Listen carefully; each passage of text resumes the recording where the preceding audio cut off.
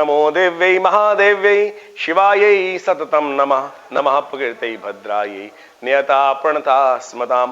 नमस्कार, स्वागत है आप में आचार्य डॉक्टर विक्रमादित्य आपके साथ हूं। ग्रहों की गणना दिखाती है कि तुला राशि वालों आपके साथ ग्रहों का योगायोग जो होने वाला है वो क्या खेल करने वाला है आपको समझ लेना चाहिए। तुला लग्न जो है, तुला राशि जो है वो जस्टिस की राशि है, न्याय की राशि है। आम तौर पे ये लोग सबके साथ जीवन में न्याय न्याय न्याय करने की बात करते हैं, लेकिन अपने साथ भी कई बार न्याय नहीं कर पाते हैं। ऐसी विडंबना इन लोगों के साथ चलती है। बादशाह अकबर इसी राशि से संबंध रखते थे, इसी लग्न से संबंध रखते थे। गांधी जी इसी राशि से संबंध रखते थे और बहुत सारे बड़े बड़े लोग इसी राशि से संबंध रखते हैं। तो इन वैसे वाले लोगों को तुला राशि वालों को बहुत सावधानी के साथ चलना चाहिए। ज्यादा न्याय के चक्कर में नहीं फंसना चाहिए। कई बार विडंबना इनके साथ हो जाती है बहुत बुरी तरह से। तुला राशि वालों, 1 तारीख की बात करें, 1 अप्रैल के दिन, देखिए 1 अप्रैल का दिन क्या होता है, अप्रैल फूल का दिन होता है। और आपकी राशि के अनुसार से एक बात समझ लीजिएगा, बुद्धि को सदुपयोग करते हुए काम करने की जरूरत है, क्योंकि बृहस्पति चल रहे हैं अस्त, और बृहस्पति जब अस्त चल रहे होते हैं तो ज्ञान का लोप हो जाता है। ऐसे में लोग आपको कहीं ना कहीं कुछ आपके साथ कोई हादसा ना कर दें, इस बात का ध्यान रखें। तो इसलिए अपनी बुद्धि का सदुपयोग करते हुए काम करने का प्रयास करें। किसी व्यक्ति का, गुरुजन का सहयोग लेते हुए काम करें। शनिवार का दिन पड़ रहा है, एकादशी उस दिन तिथि है, तो कोशिश करें भगवान विष्णु का स्तवन करें और शनि के मंत्र का जप करें। प्रांग प्रींग प्रोंग से शनिश्चराय नमः।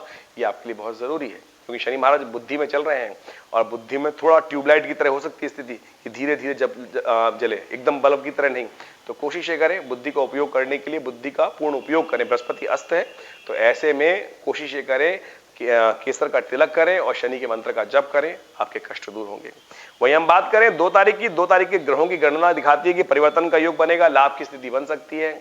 और ऐसे में एक बात का ध्यान रखिएगा, किसी फकीर वगैरह का बहुत ज्यादा साथ ना हो। फकीर से, किसी ऐसे जो आदमी है, रमते जोगी हैं, कहीं घूमते रहते हैं, ऐसे उसे जो फक्कड़ किस्म के लोग हैं, उनसे बचते हुए काम करने का प्रयास कीजिए। वो आपको नुकसान दे सकते हैं, उनसे बचते हुए काम करने का आपको प्रयास करना चाहिए। रविवार का दिन है, कोशिश करें भगवान सूर्य का ध्यान करें, उनको अर्घ दें, नमक का दान करें, आपके लिए श्रेष्ठ योग बनेंगे। वहीं 3 तारीख की बात करें तो 3 तारीख का दिन बड़ा शुभ दिखाई देता है। 3 तारीख की गणना दिखा रही है कि कोई लाभ के संकेत मिल रहे हैं। ऐसे में आपको दूध का दान करना चाहिए। और उस दिन सोमवार भी है भाई साहब। सोमवार का ऐसा सोमवार नहीं, सादा सोमवार नहीं है, उस दिन प्रदोष सोमवार है, प्रदोष सोमव्रत है और बड़े भाग्य से यह समय मिलता है। और कहा जाता है कि ऐसे में पुण्यों को उदय करने का प्रयास करना चाहिए। दूध का दान करें। लाभ की स्थिति बनी हुई है, ग्रहों की स्थिति दिखा रही है कि बहुत सुंदर तरीके से आपको लाभ के योग बन सकते हैं। लेकिन टांगों में दर्द की शिकायत आपको परेशान कर सकती है, तो इसलिए थोड़ा सा मल्टीविटामिन अच्छे से, प्रोटीन की डाइट अच्छे से लेने का प्रयास कीजिए, सुपाच्य भोजन करने का प्रयास कीजिए। और आपके लिए अच्छा यह है कि शाम के समय भगवान शंकर का महामृत्युंजय मंत्र का जप करते हुए उनका अभिषेक कीजिए, दूध से अभिषेक कीजिए, कल्याण के योग बनेंगे। 3 तारीख का, जो 4 तारीख का दिन है, वो विशेष तौर पर मंगलवार का दिन है और उस दिन ग्रहों का परिवर्तन होने के योग हैं।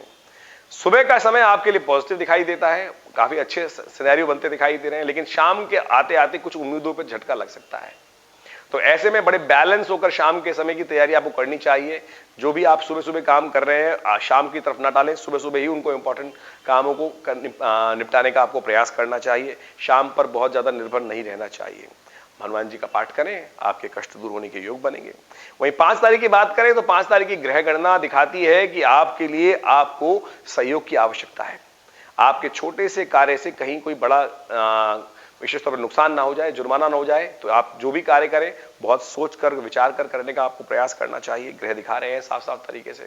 और आपकी बुद्धि का आपको उपयोग पूरी तरह से किसी का सहयोग लेते हुए करना चाहिए। आपके अब बृहस्पति महाराज अस्त हैं, और बृहस्पति जब अस्त होते हैं तो कोशिश करनी चाहिए कि सामने वाले की बुद्धि किसी से उधार ले लेनी चाहिए। यानी कोई कानूनी मामला है, कोई विशेष मामला है, तो जिसमें जो जानकार हैं उनकी सलाह लेते हुए आपको काम करने का प्रयास करना चाहिए। तो ये सबसे श्रेष्ठ उपाय है, इसका उपयोग करते हुए काम करें और तो आपके लिए लाभ होगा। वहीं 5 तारीख की हम बात करें तो 5 तारीख को ग्रहों की गणना दिखा रही है, खासतौर पर उस दिन सत्यव्रत भी है। तो सत्यव्रत है तो भगवान विष्णु का विशेष तौर पर जप करें।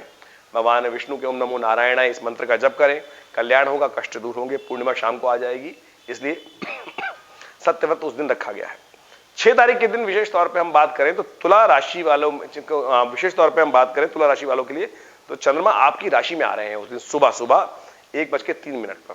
और उसी दिन वृषभ राशि में शुक्र का प्रवेश हो रहा है। वृषभ राशि में शुक्र का प्रवेश आपके अष्टम भाव में रहेगा।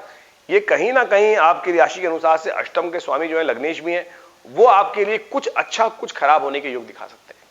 ऐसे में आपको लाभ लेने के लिए एक खास उपाय कर लेना चाहिए।